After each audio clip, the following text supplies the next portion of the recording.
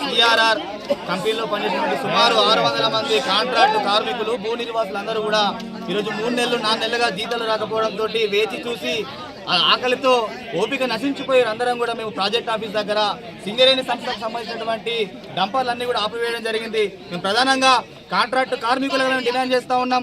ఏదైతే మాతో పని చేయించుకొని మీరు 4 నెలలుగా జీతాలు చెల్లించకపోవడం అనేది చాలా దారుణం, సిగ్గుచేటు. మీకైనా యాజమాన్యానికి సిగ్గు ఉండాలని చెప్పేసి సందర్భంగా ప్రశ్నిస్తూ ఉన్నాం.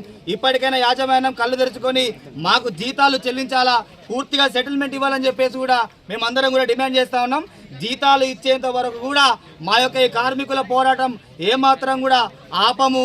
ఎన్ని కేసులు పెట్టుకున్నా, ఎన్ని నిర్బంధాలు చేసినా కూడా మా యొక్క ఈ పోరాటం ఆపమని చెప్పేసి తెలియజేస్తా ఉన్నాం. ఇది గుర్తుపెట్టుకొని మమ్మల్ని ఏదో టార్గెట్ చేసినట్టు, మమ్మల్ని ఏదో ఇంకే విధంగా ప్రయత్నం చేస్తే మాత్రం ఖబర్దార్ అందరి తరఫున హెచ్చరిస్తా ఉన్నాం. పరిస్థితి వేరే విధంగా ఉంటుంది. ఎందుకంటే ఇప్పుడు వచ్చేది దసరా పండుగ, తెలంగాణ పండుగ. ఒక పక్క ఇదే ఓపెన్ కాస్ట్ లో పనిచేసినటువంటి మిగతా కార్మికులందరూ కూడా జీతాలు తీసుకొని బోనసులు తీసుకొని పండుగను శుభ్రంగా జరుపుకుంటే మేము మాత్రం రోడ్ల మీద రేషన్ బియ్యం కూడా దిక్కులేనటువంటి పరిస్థితుల్లో, కూరగాయలు కొనుక్కునే దిక్కులేని పరిస్థితుల్లో ఆవేదనతో రోడ్ల మీద తిరగాల్సిన పరిస్థితి వస్తుంది.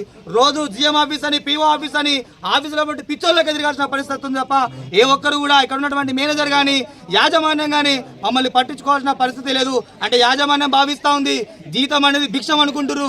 జీతం అనేది భిక్షం కాదు, మా హక్కు. మేము మీకు భూములు ఇస్తేనే మీరు ఇక్కడ వచ్చి ఓబీది మట్టి తీస్తూ ఉన్నారు, బొగ్గు తీస్తూ ఉన్నారు. సింగరేణి అధికారులకు, యాజమాన్యానికి కార్మికుల తరఫున చాలా తీవ్రంగా స్పష్టంగా తెలియజేస్తా ఉన్నాం. జీతాలు వచ్చేంత వరకు ఇక్కడ ఓపెన్ కాస్ట్ మొత్తం కూడా నిర్బంధం చేస్తామని చెప్పేసి కూడా మేము తెలియజేస్తా ఉన్నాం.